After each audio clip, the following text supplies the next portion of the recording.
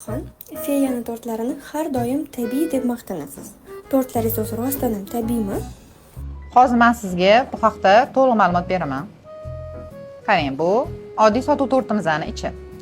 Biz tortlarni tayyorlayotganda tabiiy mayin biskvitdan foydalanamiz. Mana ichidagi kremlarni ko'rib turgan bo'lsangiz, hammasi tabiiy damashniy qaymoqdan tayyorlangan.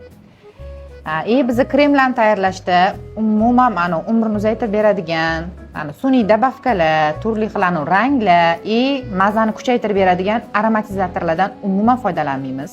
Chunki bu narsalar sizni va farzandlaringiz sog'lig'iga zarar yetkazishi mumkin. Endi nachinkasiga keladigan bo'lsak, men doim tabiiy mevalardan, turli xil yong'oqmi, hamma narsa svejiy qilib ishlatiladi. Ya'ni men jemlardan, vareniya, unaqa narsalardan umuman foydalanmayman. Yana bitta plus tarafini aytib o'tmoqchiman. Bizani oddiy 8 kishilik degan tortimizni bundan oldingi videolarda ko'rsatib bergandim. Bemalol 24 ta odamga yetkazishingiz mumkin. Hajmi va balandligini hisobiga. Oldingi videolarda ko'rib chiqsangiz, buni bilib olasiz.